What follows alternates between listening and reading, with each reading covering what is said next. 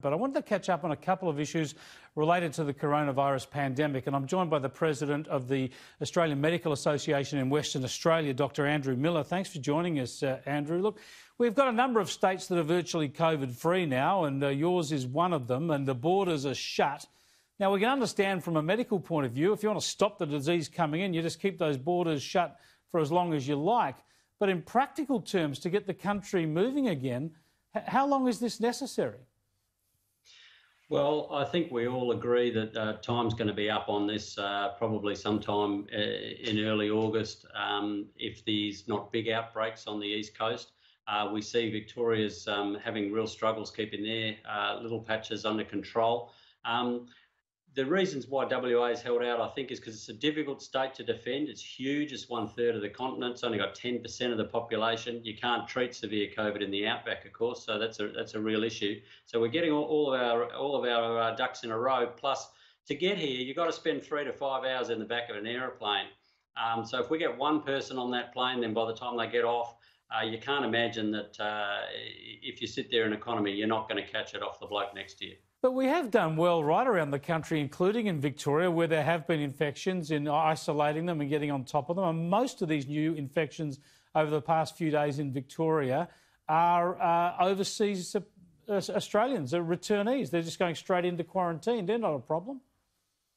Well, I think today we've got 18 new cases in Victoria and 12 of them are community spread, with a couple of daycares closed. We had a number of community spread yesterday. So we'll wait and see where that goes. But we acknowledge the border will have to open up. You can't keep it shut forever, and we've got to be prepared for that. So I just think it's a matter of timing, around a few weeks at this stage, and then waiting to see if we get a true second wave in Australia, which will mean that we probably will have to pump the brakes in all sorts of ways again, because we've still got no good cure for this disease, unfortunately.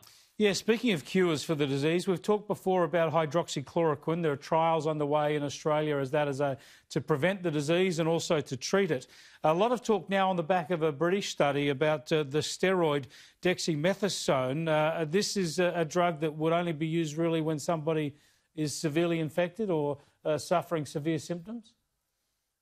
Well, it's a common drug that we use. In fact, I've used it myself twice already today as part of general anaesthesia, and it helps with these patients, it seems. And this is the importance of properly conducted trials. So the Brits have done a really good trial, and they've tested it on severely ill people in the ICU for their lung inflammation.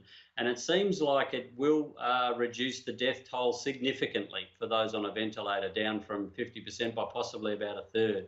So that's an exciting development, because we've had lots of promises, but nothing that's actually gone through a trial to show good effect. And it's a drug with little in the way of problems. We're hoping that that'll be backed up in other studies, and for those who get very sick, that'll help them survive. But we're also finding out that people who do survive often go on to have long-term lung issues. So it's not a matter of live or die. You really want to avoid this disease because of the other complications it can cause. Andrew, thanks so much for joining us.